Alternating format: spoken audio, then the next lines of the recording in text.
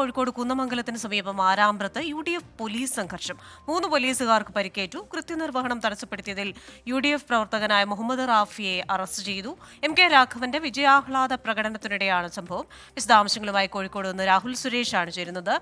രാഹുൽ, എന്താണ് ഈ വിജയാഹ്ലാദ പ്രകടനത്തിനിടെ സംഭവിച്ചത്? പോലീസും UDF പ്രവർത്തകരും തമ്മിൽ സംഘർഷമുണ്ടാകാനുള്ള കാരണം എന്താണ്?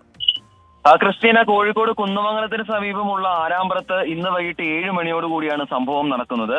അതായത് കോഴിക്കോട് മണ്ഡലത്തിൽ വിജയിച്ച MK രാഘവന്റെ വിജയാഹ്ലാദ പ്രകടനം മുന്നോട്ട് പോവുകയായിരുന്നു. ഇതിൽ വാഹന വ്യൂഹം മുന്നോട്ട് പോകുന്നതിനിടെ വഴി തടസ്സപ്പെട്ടു. ഇതിനിടെയാണ് പോലീസ് ഇവിടെ എത്തുകയും ആളുകളെ ഇവിടെ നിന്നും മാറ്റാനുള്ള ശ്രമം നടത്തുകയും ചെയ്തത്. ഇതിനിടയിലാണ് പോലീസിന് നേരെ പ്രവർത്തകരുടെ ഭാഗത്തു നിന്നും പ്രകോപനം ഉണ്ടാവുകയും ആദ്യം അത് വാക്കേറ്റവും പിന്നീട് അത് സംഘർഷത്തിൽ കലാശിക്കുകയും ചെയ്തത്. സംഭവവുമായി ബന്ധപ്പെട്ട് 3 പോലീസ് ഉദ്യോഗസ്ഥർക്കാണ് പരിക്കേറ്റുള്ളത്. കുന്നമംഗലം പോലീസ് സ്റ്റേഷനിലെ 3 പേർക്കാണ് പരിക്കേറ്റത്.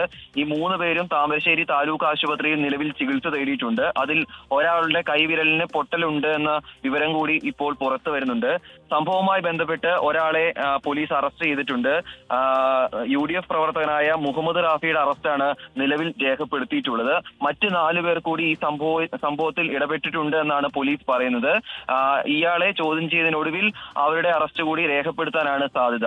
ക്രിസ്റ്റീന, ശരി. രാഹുൽ സുരേഷാണ് കോഴിക്കോട് നിന്ന് വിശദാംശങ്ങൾ നൽകിയത്.